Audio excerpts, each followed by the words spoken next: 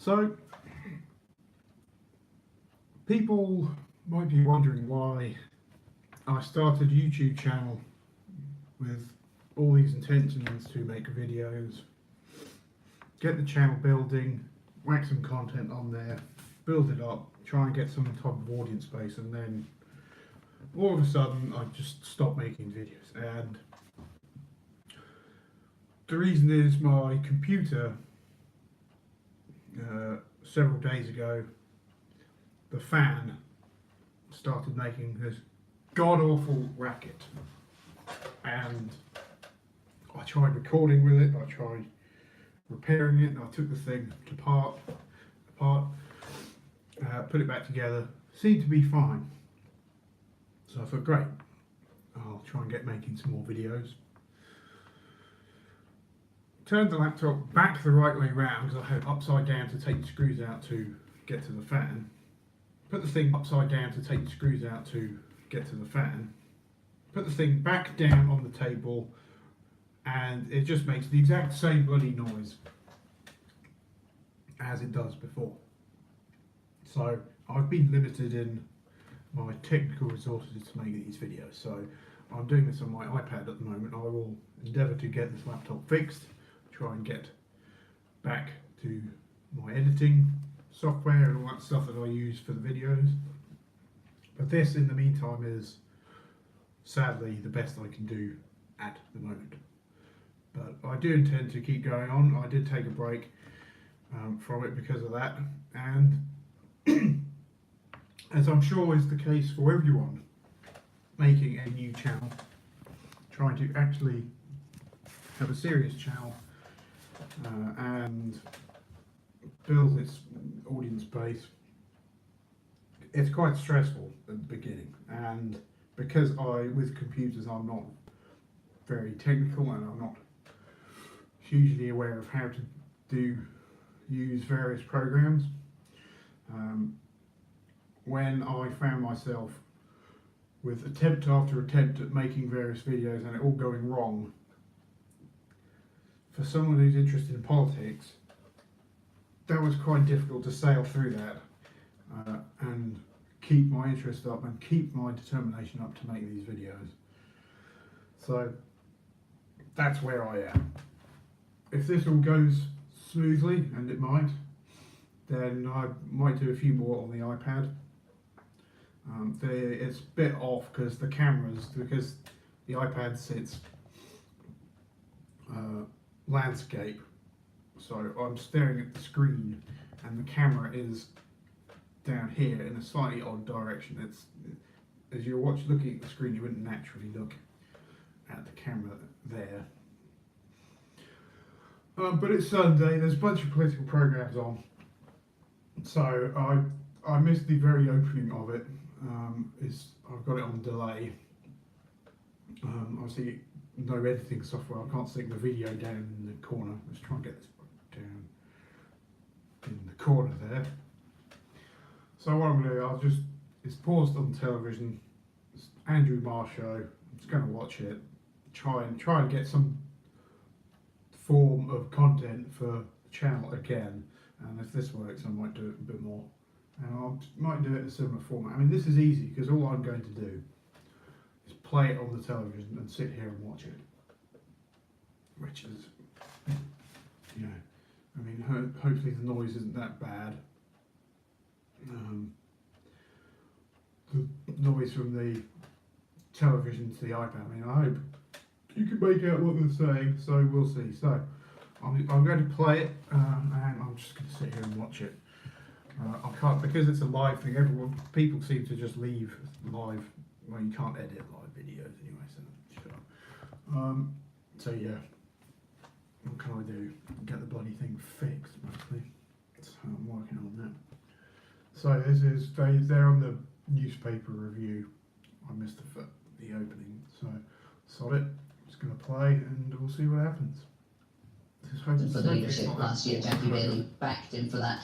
But the circumstances were, I mean, pretty controversial anyway, because they're very high-profile front-bench figures. Anas Sarwar was in Holyrood, leaving for Labour on a debate on health. He was the health spokesperson when he found out on Twitter that he'd been The sacked by Twitter. This Yes. is the new world, yeah. Jackie Bailey, who was the economy spokesperson, got a phone call 5 minutes apparently before it was announced publicly. So they're both angry and bitter about that. But you see, this is Richard Leonard, much like Jeremy Corbyn has done, trying to remake the front bench with people who support him and who support Jeremy Corbyn, and possibly similar moves with the selection of MSP candidates. He has talked about putting into the party's next manifesto a ban on a second Scottish independence referendum. It's an extraordinary but when he sees his party declining in the polls and he knows he's got to win back people who've gone to the SNP from the Labour Party, what are his tactics? Well, we don't have a Labour spokesman here to respond to that, but he has been a highly popular figure in Scottish politics as well. Let's turn to the front page of the Observer, Henry, which is Theresa May's appeal to Labour voters. We read during the week that she was appealing to Labour MPs to help her get any deal through the House of Commons, and now she's gone, as it were, over the heads of MPs and appealed to Labour voters, Yes. say, we are the patriotic party, you don't like this, Jeremy Corbyn, come to us. And I think what this article does in the Observer is really recapitulate a lot of the. So I'll pause it there. I think it's this whole idea of Tories appealing to Labour voters. In principle, I get it. I mean, they don't have much choice at the moment because their own base is so divided that for them to stand any chance of winning an election, it's inevitable. They have to appeal to Labour people, and their difficulty is. Some of the types of people that, for example, want to nationalise everything and this stuff have other issues with which they don't like Jeremy Corbyn. So there are some people that are just pulled in both directions, and they might land somewhere in the middle. I don't know. But there are others. The Labour voters who are not entirely, who aren't quite in those two categories. There is, I think, quite a reasonable sized bunch of people where that appeal about about trying to get them to vote for the Conservatives over Labour because of issues with Jeremy Corbyn. I think that's very effective. Who knows if it's effective? I think it's a good idea. If they want to win an election, that's what they do need to do. Still doesn't change the weakness over Brexit. I think that's Brexit will still be a huge factor in the election, but people want to move on from it a bit and concentrate on other things. Labour have done that kind of well. The Conservatives have just completely failed to make anything other than Brexit. So that's my take on the. She said during her conference speech. I thought when she came on the programme last week, it wasn't a very assured performance, but she knocked it out of the park with her speech at conference, set out a bold vision for the future of the party. And what she says in the last paragraph of this piece is that we need to be a party not just for the few, not just for the many, but for everyone, adopting Labour's language from their conference and basically taking it as her own. So the real question is, does she mean it? Does she mean it when she says, I'm going to be ending austerity? Because if you make these promises at the party conference and you don't then follow through with real shifts, quite substantial shifts in policy, and people just see it as entirely cynical. I think she's clearly she's from a centrist tradition within the Conservative Party. She's done this type of balancing act between different wings of the party. And what we finally saw in her conference speech was a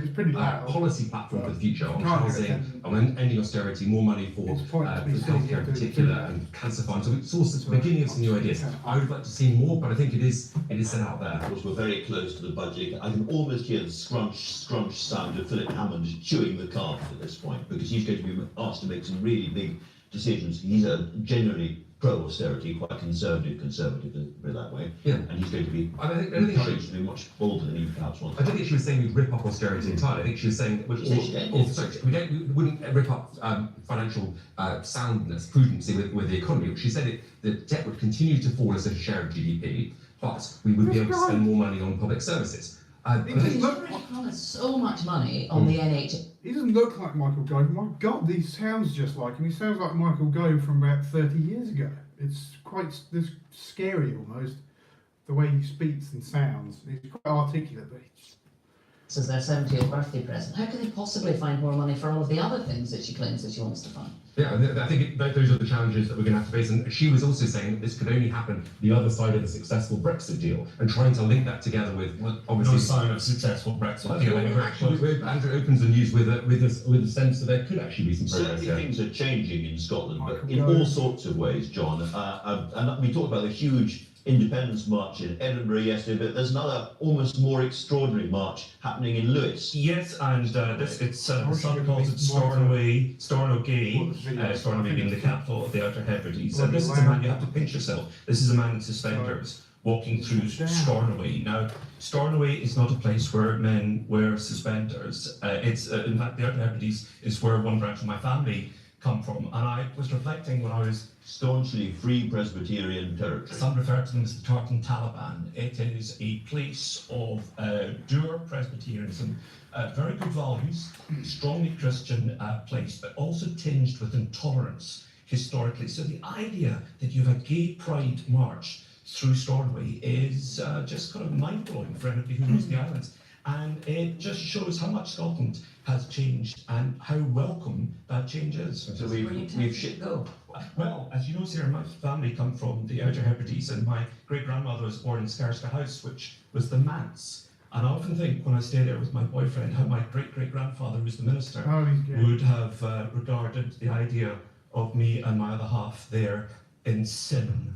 Sin, but we've slithered towards sexual politics and gender politics, which allows us to talk about the Kavanagh story in the States. Yes, of course. A really big moment in America's culture war. Who has been confirmed, and Donald Trump hailed it as a big day for America. Well, of course it was a very big day for Donald Trump. I mean, this was a huge win for him, but it came at the price of further fueling the culture wars that are going on there and the bitter political divisions that we see in America. There were placards outside as Kavanaugh was confirmed, reading, "Hell hath no fury like millions of women scorned." And of course, this is a fight that's really crystallised the politics since Trump was elected and raises huge questions for the Me Too movement as well. Crystallised and polarised, because everyone's saying it's been a very, very good week for Donald Trump. He's got what he wanted, but the Democratic leaders on the Hill are saying it's been a good week for us too, because it will energise our voters. It just feels like America's culture war is dividing the country more and more deeply. It's running into the midterms, of course. I mean, so we will see whether or not this could have well energised the base both for the Republican and the Democratic parties. I mean, it might be a huge turnout, but there will be some electoral tests. A key question, after that extraordinary moving testimony by Christine Blasey Ford, who said that she'd been sexually molested by Kavanaugh as a young man, people, including Trump, said that they found her a compelling witness. So the question is, did the senators believe her and their testimony? Clearly, if they believed her testimony but still voted for Kavanaugh, that must mean that they think it's okay to molest somebody and still No. None of us know the truth, and all. It does not. I'm just going with the assumption that I'm guessing you probably can. It does not mean that at all. Well, it could, but they rule out the other thing, which is it might mean that she's just got the wrong person. You can't defend it. I mean, he's got the bloody number. He's going to be the judge now, and that's not what I wanted, because his views are utter bullshit, warped by religion and everything else. But that's what he said, that it automatically makes it okay for people to wait room, and it's just complete crap. No, it doesn't. It means that they either believed her and they just think she's got the wrong person. I don't know. Anyway, I've been criticised for expressing any opinion on this anyway.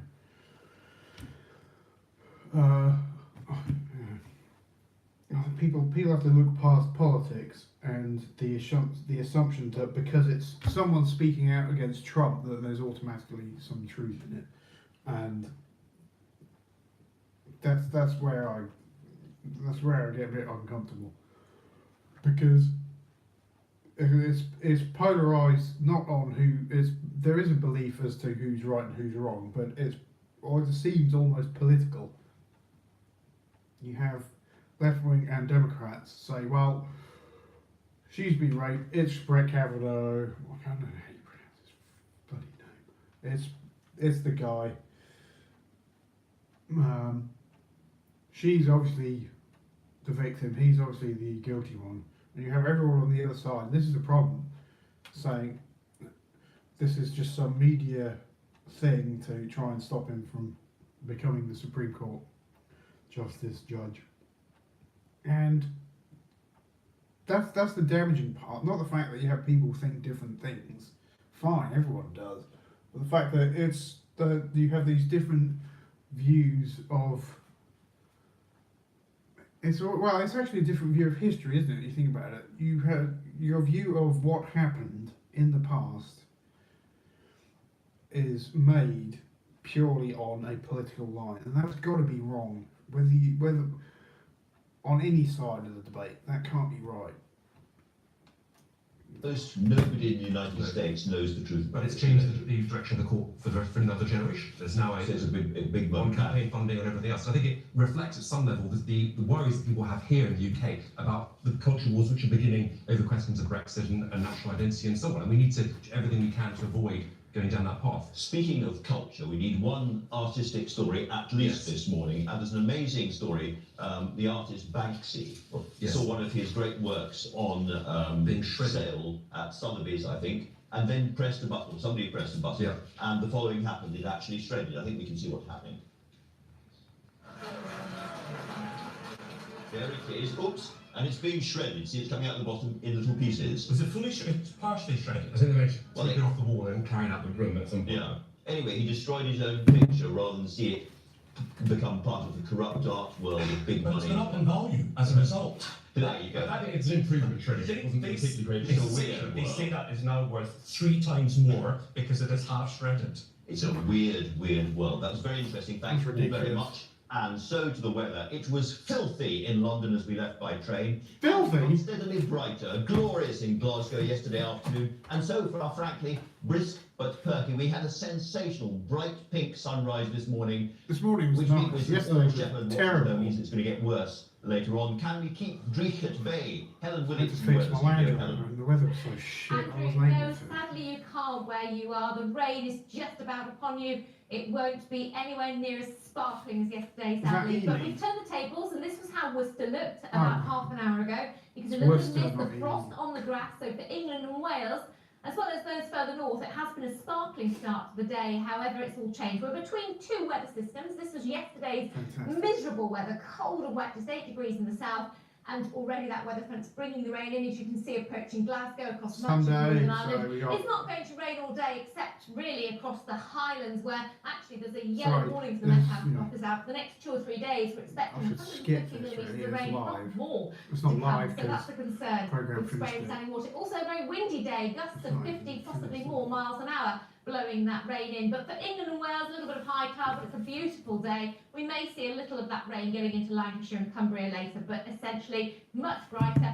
And with lighter winds, it'll feel a little bit warmer than it did yesterday at 14 to 16 degrees. It's I not can't- cold I'm with the fast rain, but that organised, rain is because with us then as I've we not go seen through much this of the evening weather. and overnight.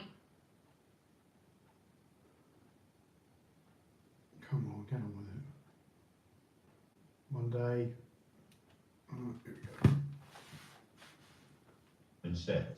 Lloyd's of London is one of the city's most established institutions, the world's biggest insurance market. It was founded in the 17th century to offer protection for Britain's vast shipping industry. In 2014, Lloyd's appointed its first ever female chief executive. Dame Inga Beale leaves her job next week for pastures new. She sat down with me a couple of days ago and I asked her first about the impact of Brexit and why Lloyd's is opening a new office in Brussels. That's interesting. Lloyd's She's going is to moan about headquarters in Brexit. London, but it writes business from all over the world. 15% of the business Lloyd's does comes from the EU markets.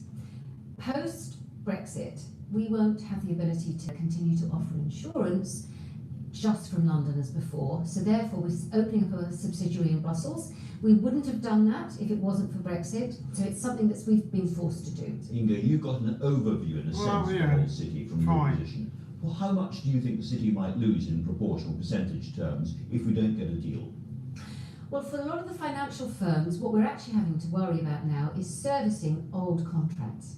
So I think going forward, we've got our solution, and I think you'll see it for financial firms all across the city. They'll be having to have some people based outside of London, but a lot of those monies will still flow through London. But another thing that we're concerned about is servicing all the Just old realised. So we will potentially lose the I'm not ability sure I'm any louder to than pay any claims on all contracts. And that's what we're lobbying the government for, the whole, to say, the last, can you resolve this continuity of contract? How can we service our customers beyond Brexit? So some jurisdictions are saying that post-Brexit, if we don't get some transition deal and some negotiation happening, we fundamentally won't be able to pay a claim to a policyholder or a customer, say in Germany. And that's not good enough. We want to confirm that we can continue to service those contracts. If we can't, we're going to be transferring those contracts. I don't know where the microphone is, So sorry. we have a contingency plan. I don't know how we well will this is implement, going and in to fact, work. we're I suspect- accelerating I hope that that plan, as it seems to this me isn't drowning that, out we my might be closer talking. to a That's no why I haven't deal really than we were. grasped. Now we've just seen A second ago, the so I'm now- Indonesian tsunami, sometimes in It's every live, I haven't turn got on, there's the bloody another editing natural thing, 'cause disaster. Is that a kind of existential threat for a business like Turn yours? it down. Okay. We believe that climate change is a real threat. I mean, it's a threat to the world, but it's particularly a threat to insurers, because we pay out already billions every year for natural disasters. And we are seeing a rise in the frequency and the severity of some of these events. 2017 was the costliest year for natural catastrophes. And the sad thing about it, some of the tragedy about it, is that some of those countries, like in Indonesia, there won't be a high penetration of insurance. So what happens is either falls on to individuals to try and rebuild themselves, or the government has to get the taxpayer to pay out. And that's what some of the sad thing is, that some of these very badly hit countries don't really have much insurance there at the moment. Now you yourself started here in the interesting. city as an underwriter. I think it looked very different then in the 1980s, and the culture was strikingly different. Tell us how different it was, how you first experienced it as a woman coming into this. So this is the interesting Yes, I was overwhelmed by it. I mean, it was so exciting, so vibrant. And I was the only female amongst 35 underwriters. So I became one of the boys. I've been working here for about 7 years, and I decided I didn't think I could hack it anymore, because there weren't any female role models for me to look up to, and I thought maybe it's not the place for me. So I did actually go off on a little trip around the world to say, no, I can't work in this sector. But I did come back, I came back inspired and invigorated to join insurance again. And I said, you know what, I'm going to be me, and I'm going to see how I can get on in this. There you go. And fortunately, I worked for some great companies that gave me as a woman an opportunity. And it feels very different here now. Because if you look out there, you look around, it still seems pretty male. Lots of guys wearing dark suits. And There are, and of course there are. And we've got, I suppose, hundreds of years to catch up. If you think about it, at Lloyd's in 1969, we had the first female investor in Lloyd's. That was the first female investor allowed. And in 1973, we had the first female who was allowed to come into the building and actually do some business. So 1973, the first female, and yet Lloyd's has been going around since 1688. So just think of the sort of catch-up you've got to do. it's a long, slow process. And you also became a great role model, because I think you came out as bisexual when you were here, and nobody had done that before. Was that a very hard thing to do? Did you have a lot of kickback? It was tough, and I was actually thinking I was heterosexual when I started in the city in the 80s. I then had a relationship with a woman, and I got a label of being lesbian, and I was in the closet for most of that time. And now I'm married to a man, and I got the label bisexual. I think we all like to put labels on people. Oh, Makes God. me feel a bit comfortable, so I didn't go out seeking a label, but I got given a label. But what happened was that I got asked if I would be out and be outspoken about it, and I decided to say yes. I decided to do that because I know when I was secret about part of my life, it impacted me at work. I was so worried about making sure I was saying the right thing. Well, that's fair enough. You can't criticise that. Reveal what was happening in my personal life, and that damages you. It damages your productivity. It can damage you and your partner's relationship. It can harm all sorts of things. So I decided I wanted to, if I could, make a difference for other people. To say, let's get inclusive workplaces. Let's get people talking about their difference, and that's why I decided to be a bit courageous, be a bit bold, and talk openly about it. Well, fair enough. You can't. That's fine. Thank you. Inga Beale, an unusual city titan. The Tory party conference wasn't quite as dominated by Brexit as many expected. The party seems just a little bit spooked by Jeremy Corbyn's popularity, and Theresa May's most dramatic announcement was that austerity is coming to an end. Really? The party chairman, Brandon Lewis, joins me from London now. Welcome, Mr. Lewis. Was this a real change of policy, or was it a conference soundbite? This guy's a bit weird. Oh, good morning. And actually, the Prime Minister, I think, was very clear. This is about looking to the future. Because of all of that hard work and those tough decisions that have been made over the last few years, and the hard work of people across the country, we can now be looking towards what happens next because of those decisions. And that is looking forward into those budgets when we come into 2020 through 2023 as we have the spending review. Well, let's look at what's going to happen next. Is it true that Esther McVeigh has told colleagues that people being moved onto universal credit, hundreds of millions of people, are going to lose £200 a month?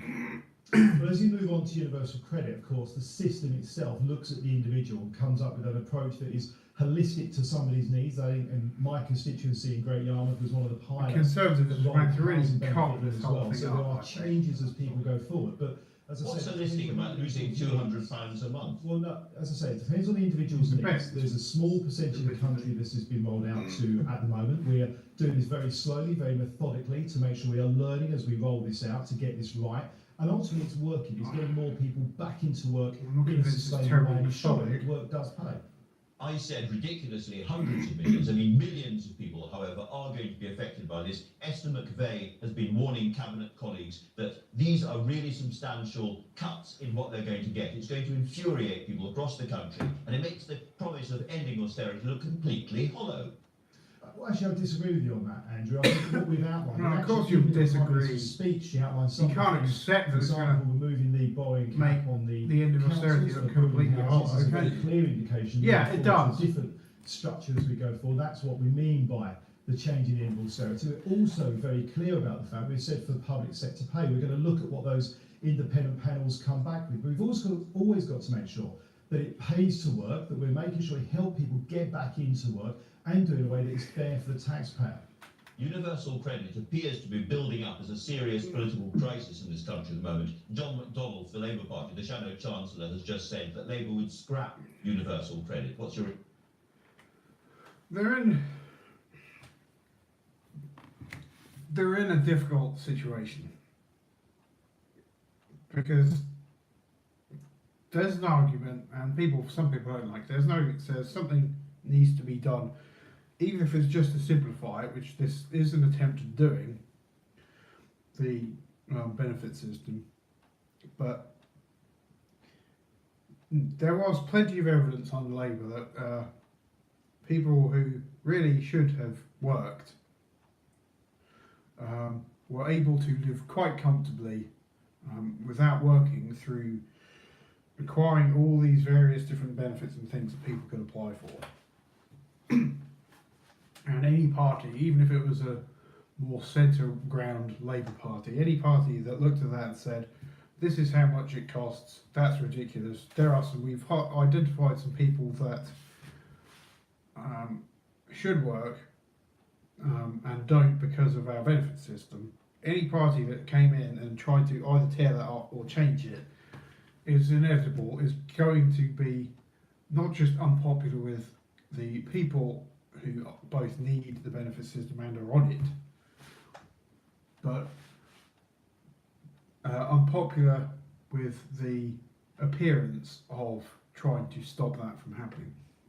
And they can't, it's a no-win.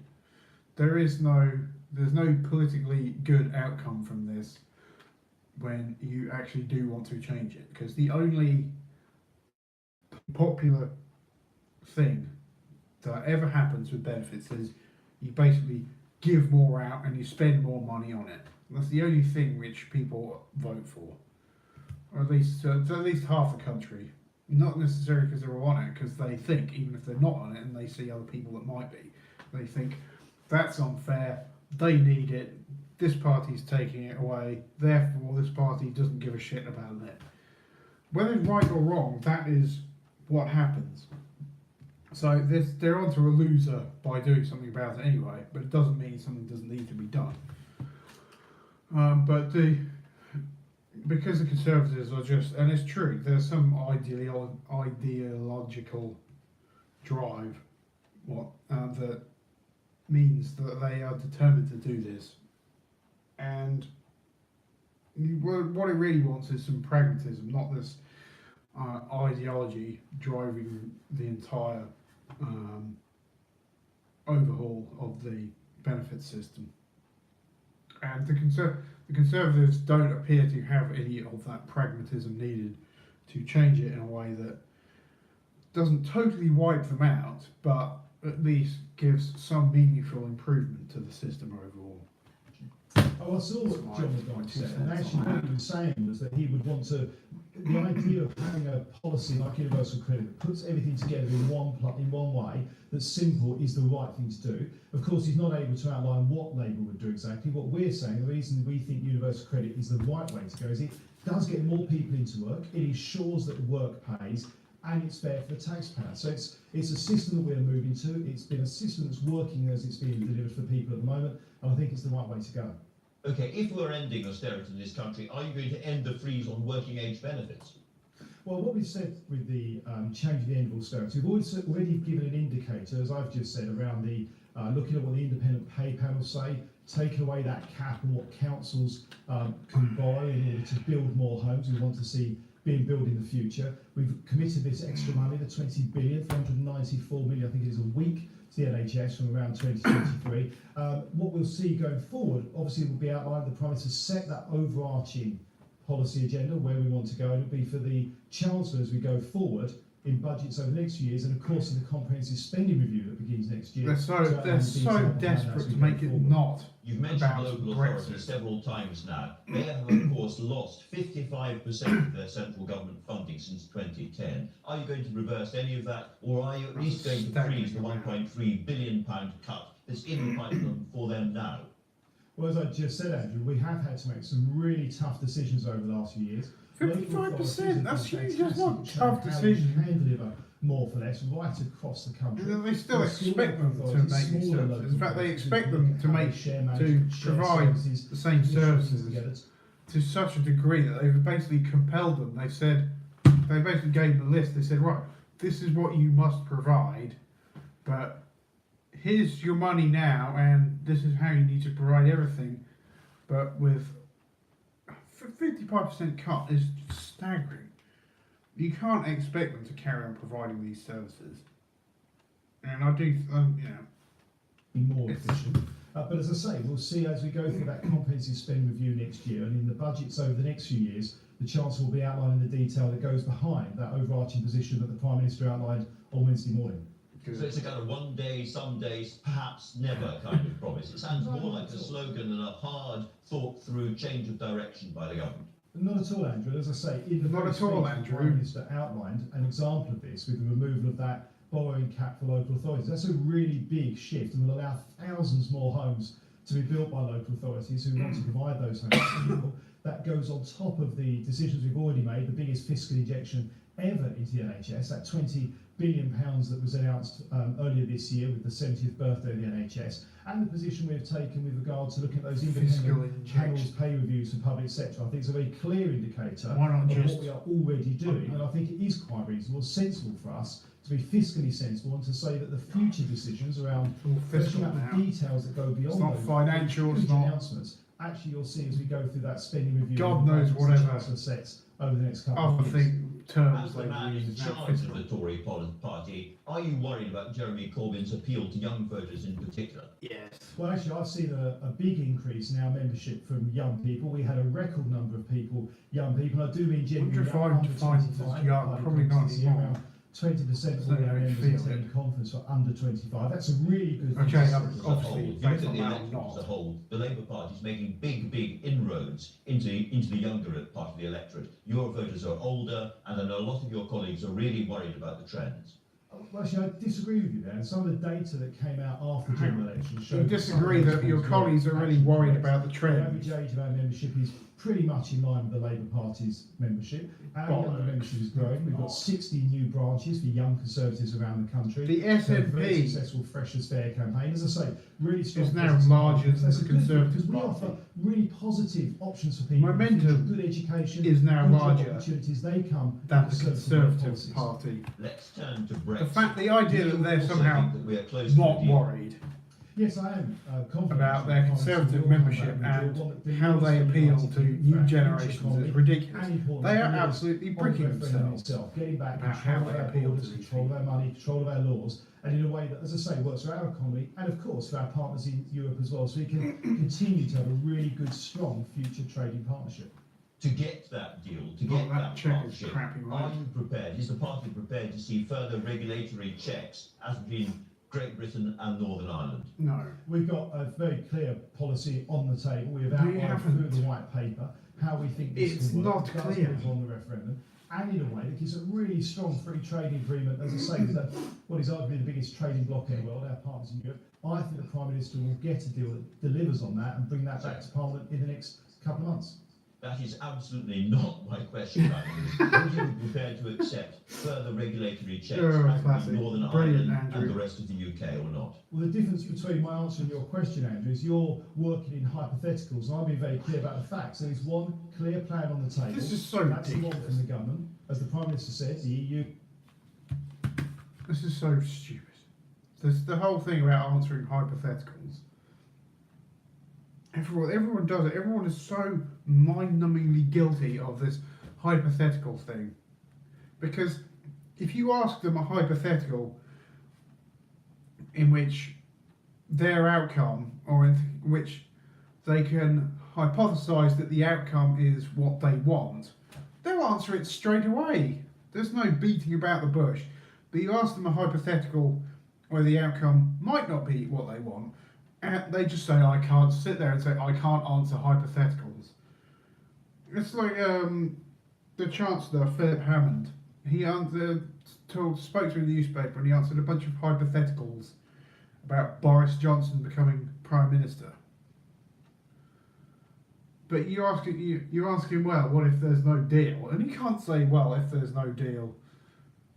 Yeah, all they say is, we think there'll be a deal. What if there's no, we think there'll be a deal. So, if there wasn't a deal, what would happen? We think there's going to be a deal. It's just so boring, and this is why people hate it. This is why people just think, oh, they're all the same. They all talk crap. They don't believe what they're saying either. Never mind, we believe what they're saying. And they're all in it for themselves. Whether it's true or not, whether they are in it for themselves or not, by doing that, it puts people off. It does not help. I think that's a deal that works. That's a deal we're focused on getting. Well, you can call Arlene Foster many things, but you can't call her hypothetical. And she has said this is her blood red line. Can you reassure her in any way this morning? Well, yes, in the sense we've been No. very clear from the Of course you beginning can. to everybody. We will, and no Prime Minister would want to see any change. The structure of the United Kingdom. our partners have been No very clear, change. but we will Nothing ensure we has get a deal changed. that delivers for the United Kingdom. Nothing actually has protects the changed. Union. We are the Conservative and Unionist Party, and there cannot be and there must not be a hard border in Northern Ireland between the island of Ireland and Northern Ireland. When MPs look at this, they're going to have to take some really big decisions about how they vote. Will they know every dot and comma of our future trading relationship with the EU when they vote in the House? No, because the government won't know Obviously, every there's a dot and huge comma. amount of coverage of what we're looking at in that future trade agreement. We've outlined the details in the white paper. Obviously, we'll be negotiating over the next few weeks the European Union. As I say, I think the Prime Minister will come back and Parliament will be voting on a withdrawal agreement bill and actually looking at a political agreement about a future trade agreement that I think parliamentarians will get behind and people across our party will be able to support and see the referendum delivered in a way that's good for our economy. So it won't be vague and waffly. There is no candidate. No, on no this legislation chance. never is vague and waffly. It's The always deal very, is very dead. precise. Brandon Lewis, thanks very much indeed for talking to us.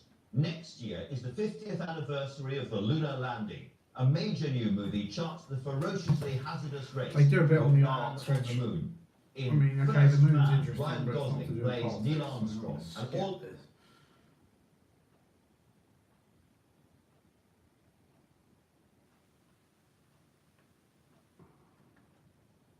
Come on, get on with it. Come on, move. Right, still going. As though it was. At least it makes the pain of having to watch me shorter because I skip this bit.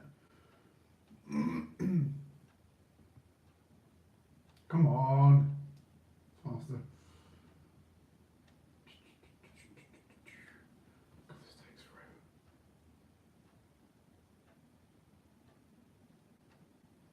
I've got these weird colours on the screen. What's all that about?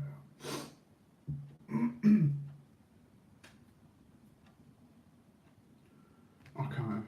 Yeah.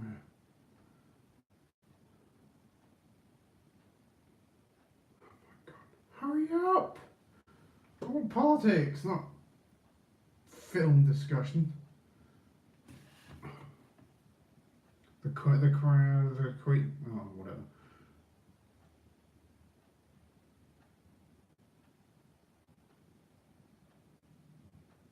This is boring.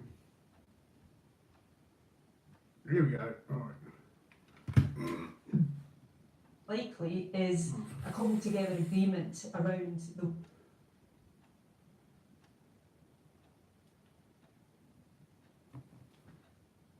membership of the single market and the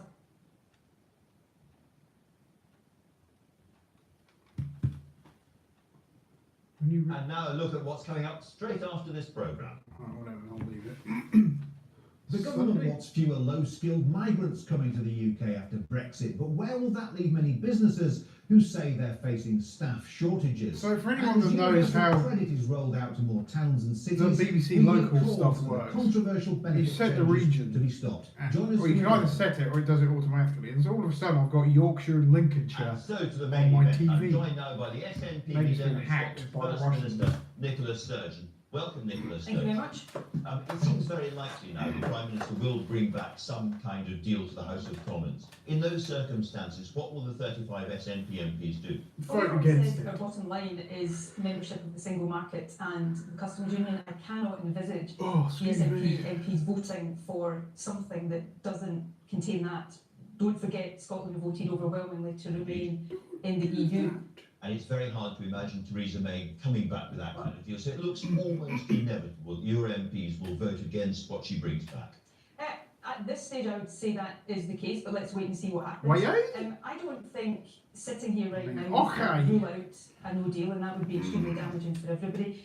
But what I suspect right now looks most likely is a cobbled together agreement around the withdrawal issues, including the Northern Ireland backstop, but that is only achieved by fudging all of the So it issues will about be the the future kind of waffle and relationship. fudge. So we will have what some people have been calling a blind Brexit, where the House of Commons is asked to effectively rubber stamp the Gears in UK my leaving head the turning. EU without anybody having any idea what the future relationship is going to look like. And I think that is almost as unacceptable as no deal at all, because it would continue all of the come on. uncertainty that businesses and others are suffering right now. Through all of the issues that have been incapable of resolution over the past 2 years into the Political long grass. opportunist. And the cliff edge we are facing now would simply be faced again towards the end of 2020. So I would find it inconceivable that the House of Commons could give the go-ahead to something like that. We'll come on to that It in won't. just a second. What would The no House of deal Commons mean? You hates the mentioned it a deal. few times. What would no deal mean for Scotland? But no deal for Scotland would mean all of the same horrific things that it would mean for the rest of the UK. We have heard over recent weeks talks about medicines shortages, food shortages, airplanes being grounded, gridlock at ports. That is I don't think I'll unthinkable. be grounded. And I really do think I can't at see that this happening. late stage, whatever Theresa May brings back or doesn't bring back, there must be a real determination on the part of all political parties to avoid that happening. I've said in the last couple of weeks that if that means requesting an extension to Article 50, that should be on the table. But what I think is really important is that the House of Commons Just delaying and the it. country as a whole really doesn't allow itself to get into the position of fire or frying pan, where Theresa May says, well, the deal I brought back is as good as I can do. Nobody really knows what the future It's a bit relationship's shit, going to but be please like. vote It's for it. outside the single market and customs But union. it's People strong and accept that. stable No deal, woman. that's the problem That's your what- MPs have. Well, but our MPs, if we're in that situation, our MPs will try to bring forward proposals to stay in the single market and the customs union. We will push for the extension of Article. Well, we've heard that for 2 years. I accept that has been the case for the last 2 years. But if people start to face the reality of that precipice of a no deal, then I do think sensible options have to come back on the table. You've got, I think, £27 million to prepare for no deal. What kind of things have you been spending the money on? 27 million, is that We're it? across all of the responsibilities of the Scottish Government That can as cover well one as department. we possibly can. So the health, Just give people watching a few concrete well, examples. for example, the health secretary is looking at how we, try to ensure that we don't face immediate medicines shortages. We're, talking to and working with businesses in different sectors across the economy. And we will continue to do that, and we absolutely accept the responsibilities we've got here. But the UK government, the Prime Minister, is in the driving seat of this, and it's trying to prepare for things almost with one or perhaps two hands tied behind our back. But knowing what Scotland would be facing in the event of no deal, your MPs would still vote against a deal. No, I don't accept that is the choice that the House of Commons will have. But that, we simply cannot have a situation which I described a moment ago as fire or frying pan. I think in those circumstances, MPs of all parties, sensible MPs of all parties should come together and look at the alternatives. No doubt the calls for a second referendum would grow in those circumstances, and I've said before, we would not stand in the way of a second referendum, the so-called people's vote. I think the SNP MPs would undoubtedly vote for It would. that That's a very proposition. important People's vote. They are a very important block in the House of Commons. We would, of course, want to talk to people about how we ensure that Scotland doesn't end up in the same position all over again, where we voted to remain in the EU but find ourselves facing exit completely against our will. But the important point here is that the country, Scotland or the UK as a whole, can't find itself in the situation where it's a really bad outcome or a worse outcome. There has to be space for common sense and calm consideration of the best outcome. So let's be absolutely clear. If there is a vote for another Brexit-related referendum across the UK, the SNP MPs will vote I for would it. expect the SNP MPs to vote for that if that comes to a vote in the House of Commons.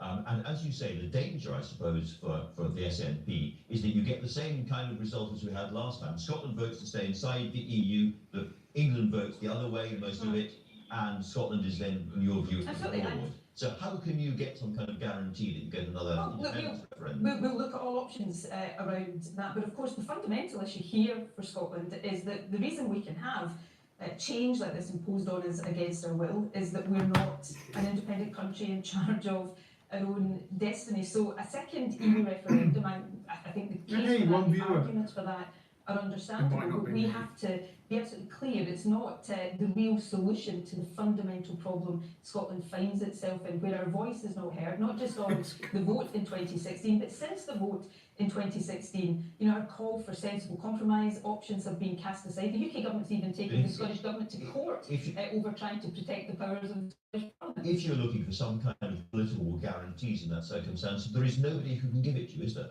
I mean, Theresa May can't and won't.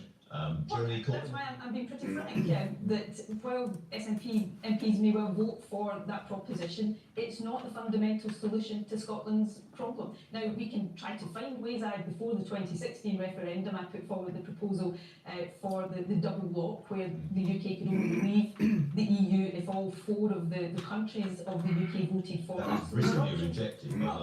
but the more these compromise options that are put forward by the SNP or the Scottish Government are, to use your term, briskly rejected, the more, I guess, and we see it in opinion polls today, the more people in Scotland will conclude that the only option here is actually to take our future into our own hands and become independent. Well, let's turn to that direction. I still don't think they would. Edinburgh yesterday. Yeah, huge. Polls suggesting that if we have a no-deal Brexit in particular, Scotland will then turn towards independence. You'll get the kind of majority you want. Lots of folk at your conference today are hoping to hear you say, you know what, I can tell you that immediately after Brexit, we're going to go for a second referendum. You've never quite said that. No, I haven't said that, because what I have said, and I will stick to this, is that I will set out what I think the next steps are when we are at the end of this phase of negotiations. Now, why is that? What does this phase mean? Well, when Theresa May comes back and says, I've got the deal, we will judge Oh, that. so at that point, you will say what you're going to do on a second independence referendum. Previously, I would have thought, previously Theresa May would have said that was October. It looks as if it might be November. I will set out my views on the next step at that stage. Why is that timescale important? Because whether I like it or not, or whether anybody likes it or not, the future EU-UK relationship is the context in which Scotland would decide that question of independence. So it will shape some of the answers to questions people have. So it's great for me to be sitting here on the first day of my party conference with polls, a number of polls today showing support for independence rising. You've already The mentioned polls show the it. pretty I'm extraordinary, still not convinced. demonstration of support on the I would streets of still Edinburgh be yesterday. That's a surprised happy position for an independence if- supporting SNP leader to be in, but of course Right. I think it's important to get the timing right, If we not leave just for the self-interested EU, reasons. We want to have that decision when we've that got the Scotland best would chance of somehow winning it, still but out of vote respect to the to decision that leave we'll be the asking UK. people I'm to not make. convinced. I And don't to think be it automatically absolutely crystal clear, translates. Before Christmas, you will tell people what the timing is for a second independence. I will set up my It views might on do. the next steps at that stage. If that's when Theresa May comes back with the deal, and So everything, it could be later this month that we hear. well, I'm not in charge of that, so I'm No. not judging. So it could be later this month, it could be November, it could be December, but that's what I mean, just to be crystal clear about the end of this phase of negotiations. For a second independence referendum, do you accept that you have to have resolved issues like the Scottish currency and whether or not you want to go back into the EU afterwards before that happens? Before we ask people to vote again for independence, of course, A lot of work to do. yes, although we're making progress as the polls show, but I readily accept that in order to be confident of persuading a majority of people that independence is the best future for Scotland, then yes, we still have work to do on all of these questions. Just as, and one of the great contrasts, of course, between the 2014 referendum and the 2016 EU referendum was that in 2016 there was a slogan or a lie on the side of a bus. In 2014 we had a white paper, a detailed proposition that some people disagreed with, others Because that was agreed one with, party but detailed campaigning there, for it. and The I think idea that you whenever can people have ask to make a a decision white paper, of some that magnitude, huge then they manifesto. deserve that detail and that frankness.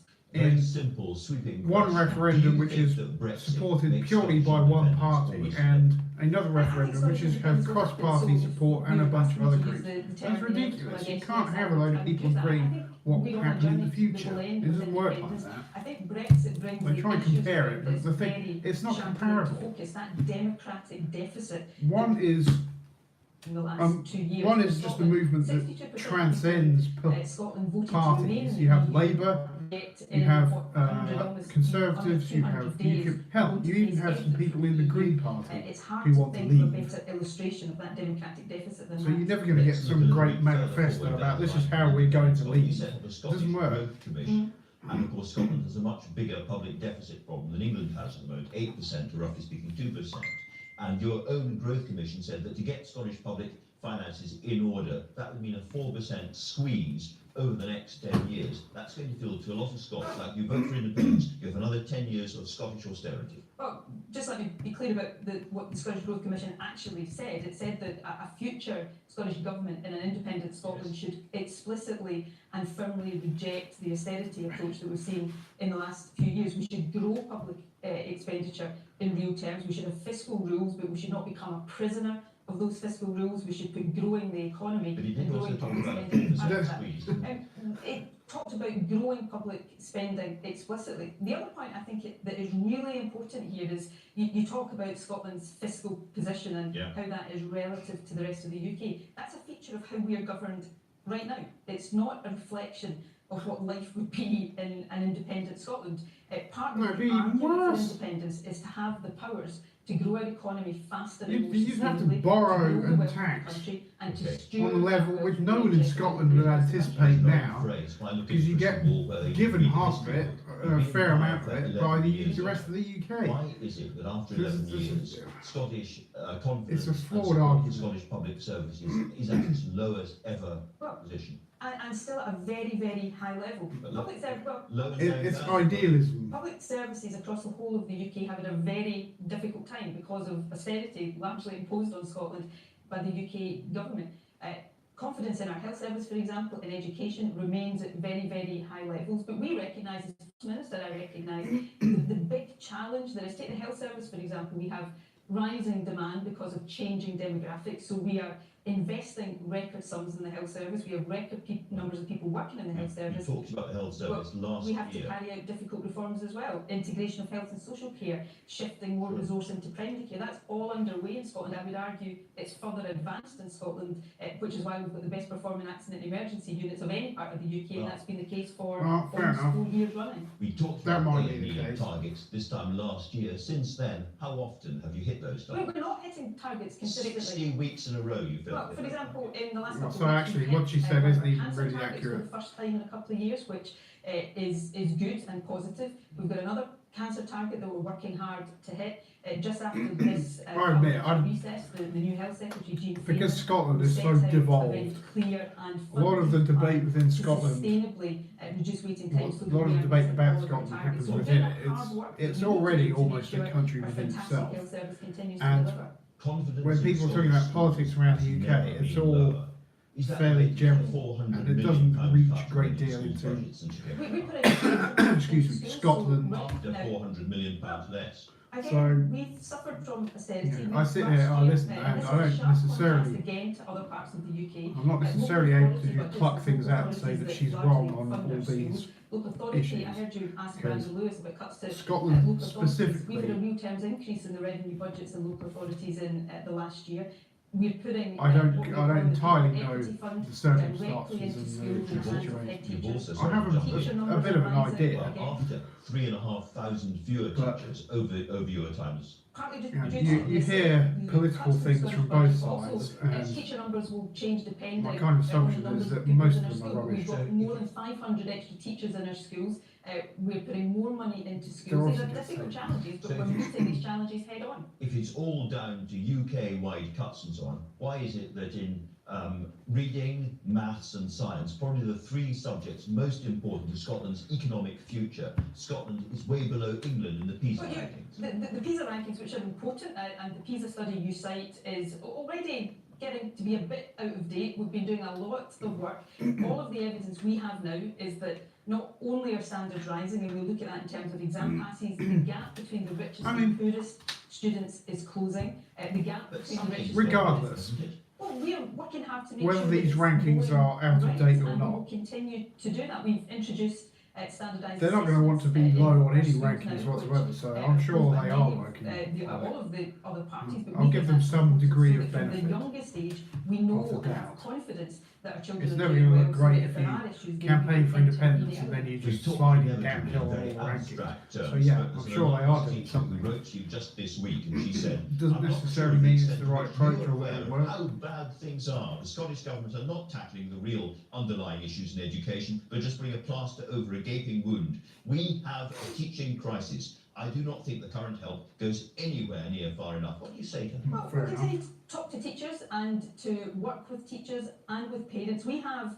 not just a situation now where we're putting more investment into schools and we have teacher numbers rising again, but we are also carrying out She sounds important pretty reforms. desperate. Look, I read that letter in full, not just the extract that you've read out there, so I know the issues that teacher has raised. Some of them are around mainstreaming in education, where pupils with additional support needs are in mainstream schools rather than special schools, but we're carrying out also important reforms in education, so giving head teachers more resources and also more power. So, you know, we watch a UK government that seems to be paralysed by Brexit. We're getting on with these challenges. All governments everywhere face these challenges right now. We're getting on with them and finding the paralysed by solutions. Brexit. Working with teachers in the health service, working with health Whether you like professionals it or not, to whether you want to overcome big leave, challenges that we whether face. you want to You've stay. had one huge distraction through all of this period, which is the position of Alex Salmond. You know him well, you keep your ear to the ground. That's a Have tricky you heard one. any stories about him before it broke in the press? Of this nature, absolutely not. Until, well, I've said previously, Alex Salmond informed me about these complaints in April. That was the first I had known. But I would say two things. You will appreciate, and this is not me trying to dodge the answer, there are legal There are legal processes issues, underway. I I'm very understand that. limited in what I can say, which is frustrating, believe me. It's very important, and I heard you talk earlier on about the situation in America with the Supreme Court confirmation. It's important when complaints of this nature come forward, they are properly investigated, and that happens no matter how uncomfortable it is for people like me. What the identity or political affiliation of the person complained about is that there is proper investigation and due process for all parties, and that's what has to So, happen here. Would you welcome? so I, from her position, whether I like her politics or not, you know, I'd struggle to see. I'm not convinced, because so essentially Alex Salmond is suing the Scottish government for not revealing who the person who made the claim against him, the sexual assault or whatever it is, claim against him, and I can see it from both sides, because you know, in standard sort of justice system, you're meant to be able to see who's making these allegations against you. At the same time, I struggle to see how, given how politically sensitive it is, I struggle to see how Nicola Sturgeon would be stupid enough to handle it badly. Because it appears to me as if actually, I would say she's probably handling it as well as she could. She admits it's a difficult situation for her to be in. So I don't know. We'll see how it goes. But I'm not. Alex is somebody that I have not just worked with, he's been a friend of mine for a long time, but it would not be right for me to preempt both the civil, legal. I'm going to ask you one more thing. You give me the same answer, but he's raised a lot of money in crowdfunding to defend himself, £100,000, and the Scottish Rape Crisis Centre have said this is inappropriate and sending the wrong message to women. Look, I do think it's important, and sure about that. I agree with Rape Crisis and other organisations that we must do nothing that makes it harder for women or anybody to come forward with these complaints. And I think there is a duty on all of us in how we respond to these things to make sure we're not doing that. Nicola Sturgeon, thank you very much for talking to us. That's all from us here in Glasgow. Thanks to all my guests. I'll be back in the main studio next week. Join us then at 10. Goodbye. Great. Well, whatever. I mean, according to this, there are 2 people watching. Good grief. As many as 2. You poor buggers. Yeah, as I said, so I'll go through an explanation of why I haven't uploaded some videos. Whoever is watching, well, good luck to you. My laptop's having a load of issues. The fan makes an absolute racket. It's not only would it, I think, interfere with the sound from videos I was making on the laptop with the microphone, but I think it would probably distort them, and it'd just be hugely distracting to me, and I expect to viewers. So I need to go and get my laptop repaired, so I can't edit these videos. It's part of the reason why I was doing a live stream right now, because this is on my iPad. It's just a way to actually carry on getting some content out there whilst I excuse me, sort my laptop out. And the other issue, which was becoming a bit frustrating, was the fact that I make these videos and I'm still, like I said, I'm technically minded. I'm not great with software, computers and all this stuff. And it became, for the first time in my enjoyment of politics, it started to become really quite irritating and stressful that I was making these videos and I was recording them, filming them, trying to add videos, small videos into the corner, which are the things I'm watching, and it became really difficult when they weren't working properly. There tended to be sound issues, the video wasn't recording, one or the other, the microphone would stop, God knows what else. And for someone who enjoys politics so much, when that happens, it's difficult. It's difficult to just carry on, and you can't make original content based on the same video. So if I record something once and then provide a reaction to it, when that all goes tits up, I can't then redo it and react to the same thing. It's not original. It's just trying to regurgitate the points which I seem to remember I was making. So that's it. So people have already drifted off. So that is it for now. I will try and I'll either do this or something else anyway. So how do I stop? No, I don't even know how you stop. So great. Are you sure you want to stop streaming? Yes, I am. Thank you for watching. I'll try and get this fixed. So I can't edit anything. I'll try and get